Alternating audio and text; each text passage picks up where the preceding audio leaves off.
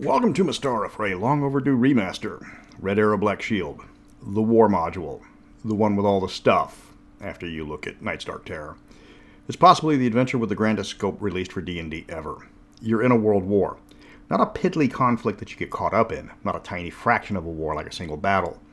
The players watch the Master and Darrican go 10 rounds with hundreds of armies and hundreds of thousands of troops. But that leads to the module's biggest flaw, the one that old-time players linger on and that new players are confused by. It put the cart before the horse. Before the known world as introduced in Isle of Dread was finally written, Red Arrow Black Shield expanded on all the nations, and many of them do not resemble their final form. Now we're looking into why this ended up getting this module retconned out of existence, or at least kicked forward 200 years. I'm Mr. Welch, and war, it's just a shot away. Just a shot away. Red Arrow Black Shield, or RABS, is the 10th module in the Expert series, written in 1985 and following the Savage Coast, but it's a direct follow-up to the Desert Nomad series. Michael Dobson, an established war game editor at TSR, wrote it. He was the one that designed the battle system box set for TSR, an attempted rival to Warhammer Fantasy. He also created several Dragonlance modules and is the author of the legendary Bloodstone Pass series. Make a special note about his design of the battle system rules, as that's very important. Terry Dykstra did the interior art, and Jeff Easley did the cover, which is obviously a repurposed Dragonlance cover. Those are Draconians. Red Dragon Army Draconians, to be precise. The Red Dragon Army of Draconians, which are definitely not in Mystara. This adventure has the Master of Hool invade Western Darrican in an attempt to conquer the Merchant Nation as revenge for Hool's defeat in the module Temple of Death. How did he come back to life? How did he build such a massive army after his embarrassing defeat? A wizard did it. Just go with that. Ironically enough, future expansion into the Master's history and future products addresses the continuity problem, with the Master being constantly reincarnated after his death, so he will always return to power in Hool, even if it's in a different body. He's still the Master. The adventurers survive the start of hostilities and get pressed into finding allies for Darrican. The war has higher-level adventurers, but they're doing higher-level adventurer stuff. It even has the characters from the LJ and Toyline making a cameo, meaning Strongheart and the rest of his trademarked friends are canonically Mystaran. The party is doing all the diplomacy and stuff because they're the highest-level characters they can be spared for the task. Everybody above them is on the front line or commanding the armies in the background. You will notice the date of the module is 1985. That date is important because the gazetteers didn't arrive until 2 years later. This module predates all of the known world by 2 years, and boy does it show. That's the glaring problem with the module, is the release of the Nation books almost immediately retconned it. Glaring differences exist between the RABS version of Nations and the gazetteer versions of Nations. Some like Ethengar you won't recognize at all from their final version.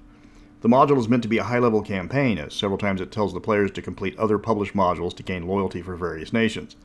But the early versions of the countries are glaring. Minorthad doesn't have any elves, and the players win their loyalty through bribery, a far cry from the cold and calculating diverse nation that was the 9th Gazetteer. Few of the current leaders appear in any form in RABS. RABS is known for all the stuff it comes with. Well, not as much swag as Night's Dark Terror. That includes a complete map of the known world, plus a chit representing every military unit in it.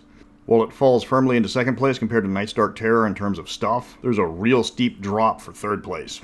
Unfortunately, this makes finding a complete copy expensive. The POD versions today do not come with chits or the map, unfortunately, and you need them to play the module as intended fully. Full versions in average condition run about $200 at least, and online versions don't have a battle simulator for VTT play. This adventure was made to be played in person and on a real table. Technology has not caught up to this monster of a module yet. The actual adventure has the players running across the known world getting allies for Darrican. To achieve this, they must raise their allies' diplomacy score to a certain level, while the Master's forces are trying to reduce it to a certain level. If a nation falls between those two levels, they stay neutral. Some governments are already friends with Darrican, like the Shires, others are already hostile, like Yelarum. Some nations are affected by the actions of other countries, so if Yelarum sides with the Master, Thyatis is easier to convince to fight for Darrican, but most of them will have some quest to prove their loyalty, sometimes another module entirely, and others are just, go here and kill this monster. Most of the meat of this module is loyalty missions for the various nations, making Red Arrow Black Shield the Mass Effect 2 of D&D, if it didn't predate Mass Effect 2 by 15 years. TSR was not keen on metaplot just yet, and saw how much this adventure jacked up the known world. The known world that hadn't been written yet. When Karamikos came out, RABS was kicked 200 years into the future, and all the borders and governments didn't change at all. Along with Quagmire and Savage Coast, its history didn't exist anymore. While a world war would be amazing to play in, this would have destroyed the setting before it got a chance to start. Consider RABS' alternate history, but a cool wargame to boot. There are two aspects to this game players have to deal with. The first part I've already addressed. Go to a nation, take a quest, win the loyalty, in theory. Bog standard D&D. Then you have the army phase, where the DM will play as the Master's forces and the players command the Allied forces.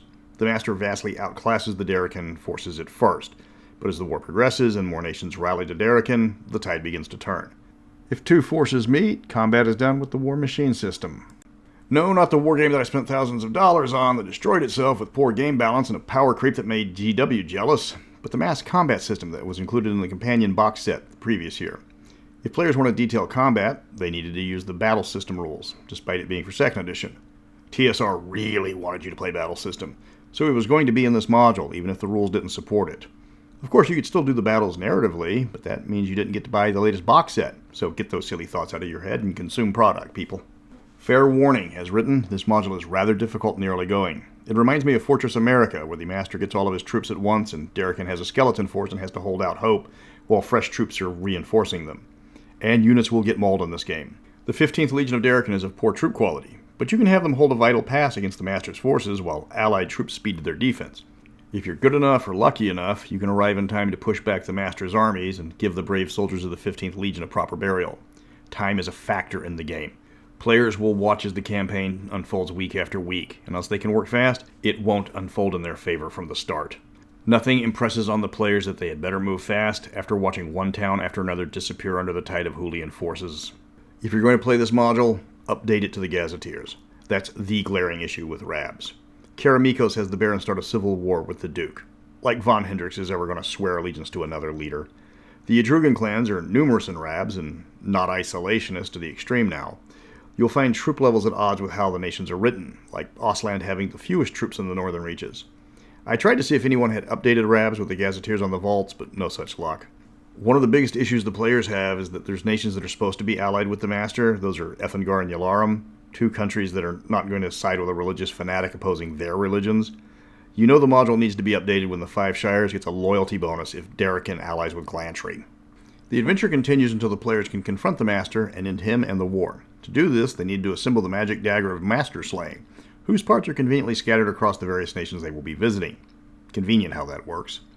They will have to fight his personal guard with their assigned bodyguards in mass combat. The more nations they're allied with, the better their allied forces. If they unite the known world, they're going to have an elite unit from each of the various nations. One thing to note is that while players will be looking at each unit's battle rating, the number of troops those units represent is just as significant. Yalarum sends 14 armies with a battle rating of 151, if they joined the war, compared to Thyatis sending 5 armies with a battle rating of 91. A Yalarum army has 751 soldiers, compared to Thyatis, who brings 3,310 troops per unit. A 4-to-1 troop ratio is worth plus 60 points on the battle chart. Larger forces tend to have worse battle ratings, but that balances out quickly in the outnumber bonus. When this module is over, most of the world will be a smoking ruin. The Master will overrun several nations. The Allies don't have the early strength to stop him. This is going to wreck most campaigns as planned. Even if the characters rally the high-quality troops of the eastern nations, it will take them a while to reach the front lines.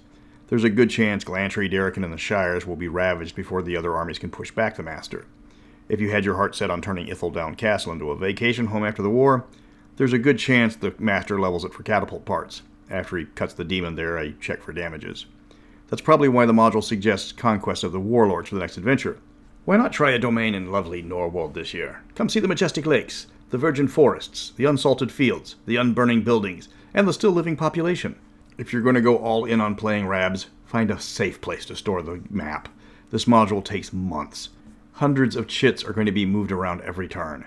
Every hex is numbered so you can write down where every unit is from week to week. Well, that's a ton of record keeping.